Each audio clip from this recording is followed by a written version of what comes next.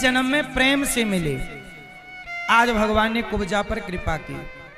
इसके बाद भगवान कृष्ण की एक दिव्य लीला है, धनुष भंग लीला।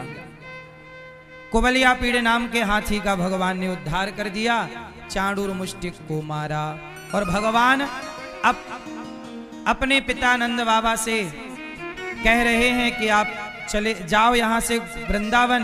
अब नंद बाबा कृष्ण को छोड़ करके जब वृंदावन जाने लगे, वसुदेव जी ने कहा कि कृष्ण आपके बेटे नहीं मेरे बेटे हैं। वसुदेव जी तो रोने, नंद बाबा तो रोने लगे। भगवान ने समझाया कि पिताजी मुझे कुछ लीला करने हैं इसलिए मैं यहीं रहूंगा। नंद बाबा चले गए और भगवान पढ़ने के लिए उज्जैन गए। उज्जैन में भगवान 64 दिन रहे। कितने दिन रहे? 64 डेज। 64 दिन में 64 कलाएं विद्याएं सीख कर भगवान कृष्ण की मित्रता सुदामा से वहीं हुई उज्जैन में, सांदीपनी गुरु जी के यहाँ पढ़ लिख कर भगवान आए। और जब भगवान आए तो भगवान ने गोपियों के लिए उद्धव जी को भेजा। हाँ, कहा घनश्याम ने उद्धव से वृंदावन जरा जाना, वहाँ की गोपियों को ज्ञान का कुछ तत्व समझाना। विरह की वेदना में वे सदा बेचैन रहती हैं, तड़प कर आह भरती हैं और रो रो कर ये कहती हैं। भगवान ने उद्धव जी से कहा कि जरा हमारी गोपियों को समझाओ, वो रोया ना करे।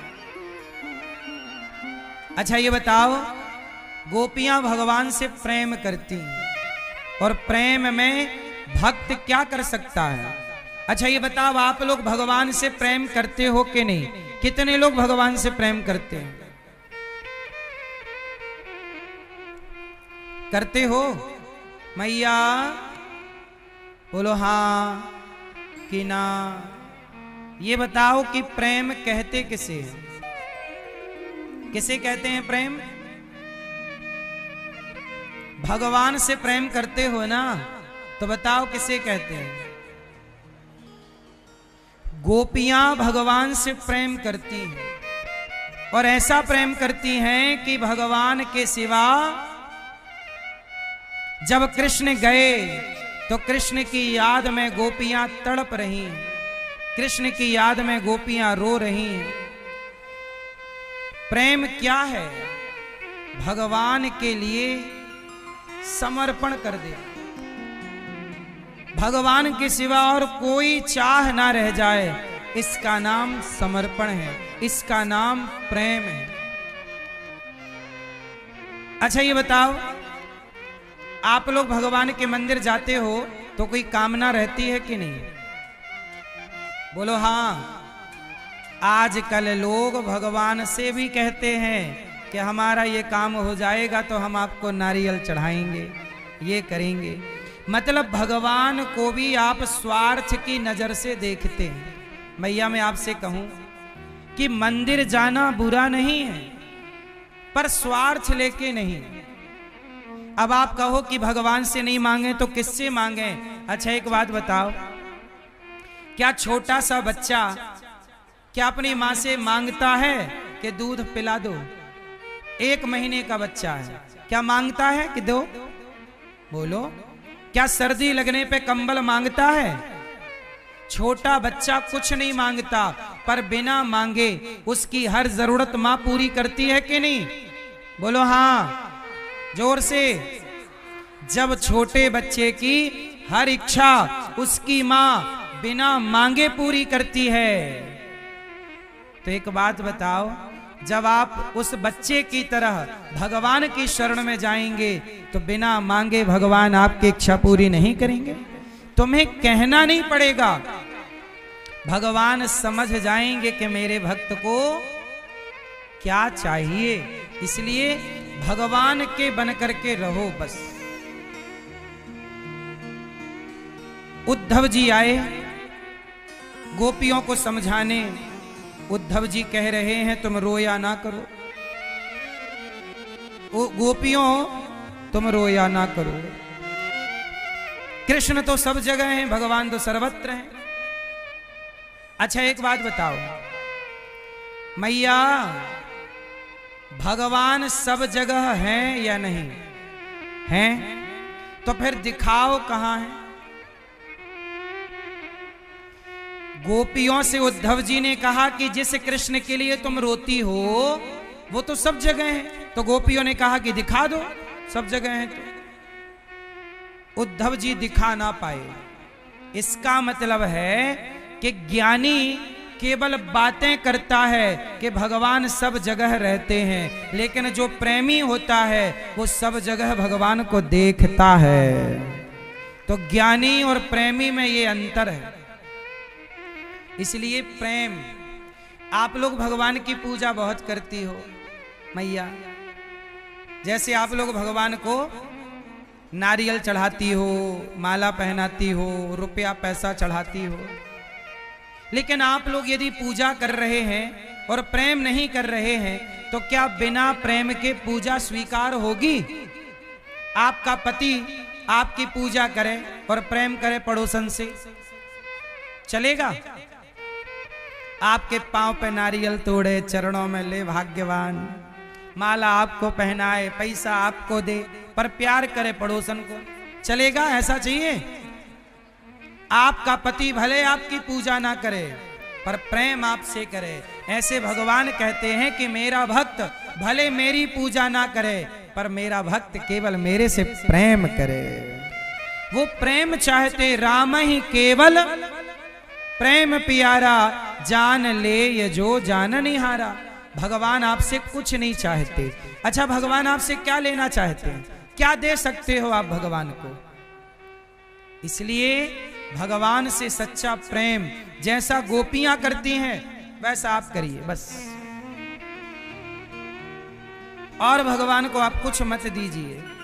प्रेम गोपियों की तरह। उद्धव जी ज्ञानी हैं, गोपियां प्रेमी हैं।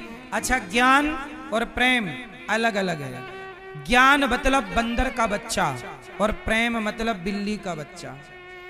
बंदर का बच्चा अपनी मां को पकड़ता है, बंदरिया बच्चे को नहीं पकड़ती जब इस पेड़ से उस पेड़ पर छलांग मारती है तो।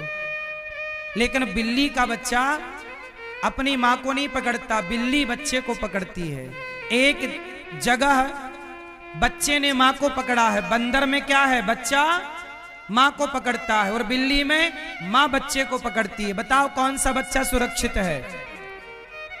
बंदर का के बिल्ली का? हाँ, जो भगवान को पकड़ते हैं वो ज्ञानी कहलाते हैं। और जिन्हें भक्त, जब आप भक्त होते हैं तो आप भगवान को नहीं पकड़ते, भगवान आपको पकड़ते हैं। जिन्हें भगवान पकड़े वो भक्त कहलाते हैं। जो भगवान को पकड़ते हो वो क्या कहलाते हैं? ज्ञानी। और जिन्हें भगवान पकड़ते हैं वो भक्त कहलाते हैं। इसलिए कहता हूं कि भक्त श्रेष्ठ है, भक्त सबसे श्रेष्ठ है। इसलिए आपको भगवान की भक्ति करनी चाहिए और भगवान के भरोसे रहना चाहिए।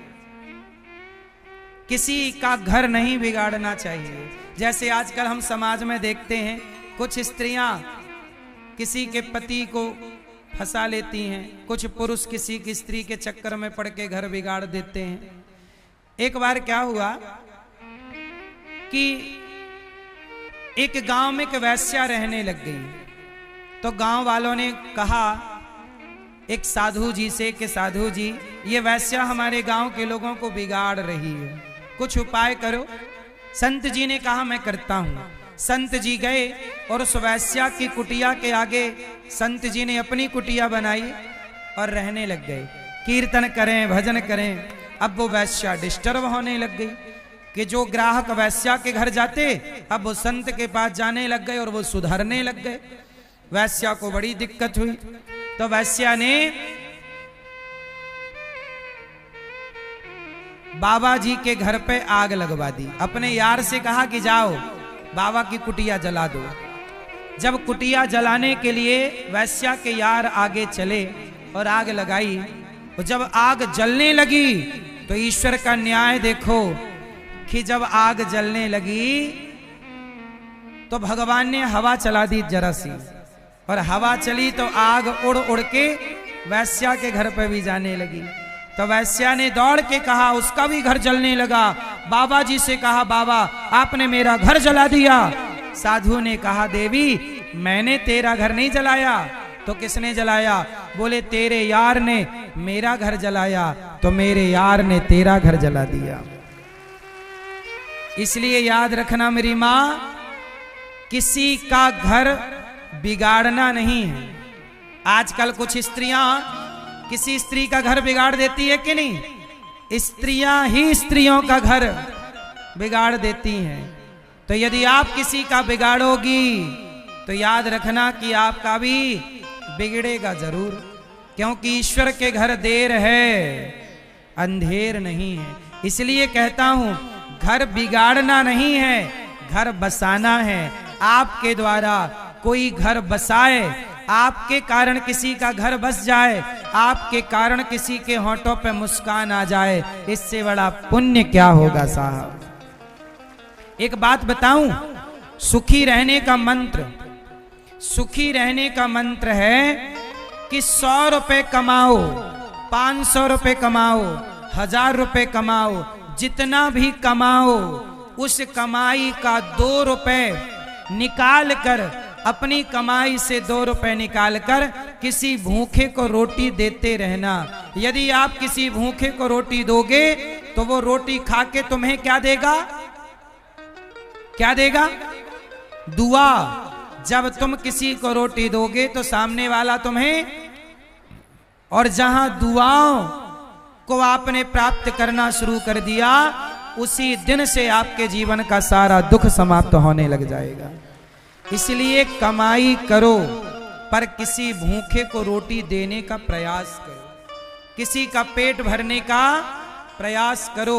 जैसे आप लोग गौरी गोपाल आश्रम में जो संत लोग आते हैं, उनके लिए आपने भोजन का सहयोग किया, किसी ने संतों को रोटी दी, किसी ने कहा कि हमारी तरफ से नमक इनकी दाल सब्जी में डलवाना, तो आप सब सहयोग करते हैं, इन संतों के बारे में सोचते हैं, तो आपको दुआएं मिलती हैं, आशीर्वाद मिलता है, और इसी से आपके घर की जितनी भी परेशानियां हैं, जितना भी दुख है, कहते हैं ना, दवाओं का असर जहां नहीं होता वहां दुआओं का असर होता है। इसलिए थोड़ा दुआएं भी कमाइएगा। एक जंगल था,